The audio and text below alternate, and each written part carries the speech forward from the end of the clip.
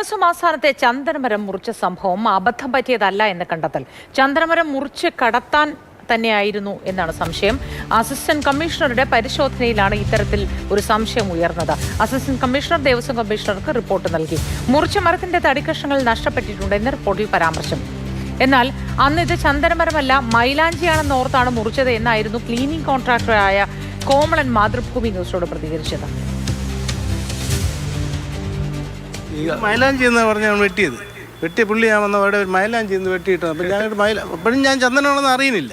അപ്പം ഇപ്പോഴാണ് ഇതിൻ്റെ സീരിയസ് മനസ്സിലായത്. ഇനി കേസാവും എന്നൊക്കെ അവർ പറയുന്നുണ്ട്, മേഡം പറയുന്നുണ്ട് കേസാവും എന്ന് പറഞ്ഞു. നമ്മൾ പിന്നെ ഒരു പീസും ഇവിടെ നിന്ന് കൊണ്ടുപോയില്ല, ഇവിടെ തന്നെ ഉണ്ട്. വിവരങ്ങളുമായി അനന്തകൃഷ്ണൻ നമുക്കൊപ്പം ചേരുന്നുണ്ട്.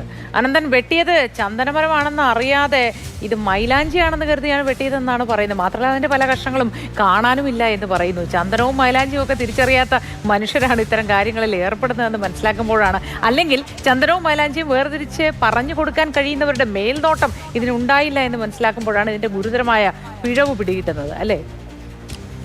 മോത്തി, ഈ മാസം 9-ാം തീയതിയാണ് തിരുവനന്തപുരം നന്ദൻകോട്ടെ തിരുവിതാംകൂർ ദേവസ്വം ബോർഡിൻ്റെ ആസ്ഥാനത്തുണ്ടായിരുന്ന ചന്ദനമരം മുറിക്കപ്പെട്ടത്. ആ മരം മുറിച്ചു എന്നുള്ള വിവരം മാതൃഭൂമി ന്യൂസിന് കിട്ടിയപ്പോൾ തന്നെ നമ്മളുടെ റിപ്പോർട്ടറും ക്യാമറമാനും ഒക്കെ അവിടെ എത്തി ആ ദൃശ്യങ്ങൾ എടുത്തിരുന്നു. ആ ദൃശ്യങ്ങൾ എടുത്ത സമയത്താണ് അന്ന് ഈ മരം മുറിച്ച ജീവനക്കാരുടെ കോൺട്രാക്ടർ കോമളൻ ഈ രീതിയിൽ അത് മൈലാഞ്ചിയാണ് എന്ന് കരുതിയാണ്, പാഴ്മരമാണ് എന്ന് കരുതിയാണ് ഞങ്ങൾ മുറിച്ചത്, ചന്ദനമാണെന്ന് അറിഞ്ഞിരുന്നില്ല എന്ന് വിശദീകരണവും നൽകിയത്.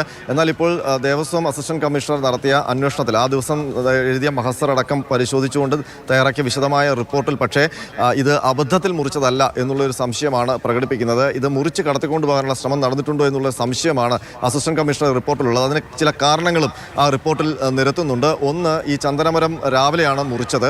അത് ശേഷം വൈകുന്നേരത്തോടെ ഓവർസിയർ ഈ സ്ഥലം സന്ദർശിക്കാനെത്തിയപ്പോഴാണ് ഈ ചന്ദനമരം മുറിച്ച നിലയിൽ കണ്ടെത്തിയത്. അത് എവിടെയെന്ന് ചോദിച്ചപ്പോൾ അപ്പുറത്തുള്ള ഒരു പറമ്പിൽ അത് ഒളിപ്പിച്ച നിലയിലാണ് ഓവർസിയർ കണ്ടെത്തിയത്. അപ്പോൾ ഓവർസിയർ അത് അങ്ങനെ തന്നെയാണ് മൊഴി നൽകിയിരിക്കുന്നത്. ഇതിൻ്റെ ശിഖരങ്ങളൊക്കെ ഒളിപ്പിച്ച നിലയിലാണ് അവിടെ കിടന്നത്. അപ്പോൾ പാഴ്മരം മുറിച്ച് വെറുതെ അവിടെ നിന്ന് ഒരു ശല്യം തീർക്കാൻ വേണ്ടി വെട്ടിക്കളഞ്ഞതാണെങ്കിൽ അതങ്ങനെ മറ്റൊരു സ്ഥലത്ത് കൊണ്ടുപോയി ഒളിപ്പിച്ച നിലയിൽ ഇടേണ്ട ആവശ്യമില്ല എന്നുള്ളതാണ് ഈ റിപ്പോർട്ടിൽ പറയുന്നത്.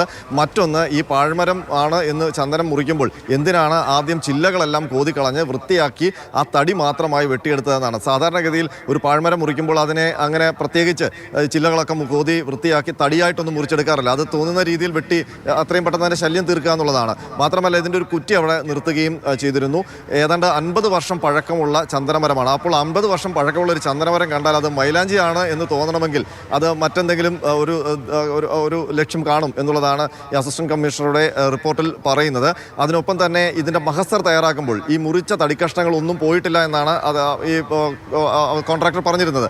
എന്നാൽ മഹസർ തയ്യാറാക്കാൻ വേണ്ടി തടികളെല്ലാം ചേർത്ത് വെച്ചപ്പോൾ അതിൻ്റെ ഡയമീറ്റർ തമ്മിൽ ചേരുന്നില്ല. അത് കാരണം ചില കഷ്ണങ്ങൾ അവിടെ നഷ്ടമായിട്ടുണ്ട് എന്നുള്ളതാണ് ഈ റിപ്പോർട്ടിൽ സംശയം പ്രകടിപ്പിക്കുന്നത്. അപ്പോൾ ഇത് സംബന്ധിച്ച് വിശദമായ ഒരു അന്വേഷണം വേണമെന്നുള്ളൊരു നിലപാടിനാണ് അസിസ്റ്റന്റ് കമ്മീഷണർക്ക് ഉള്ളത്.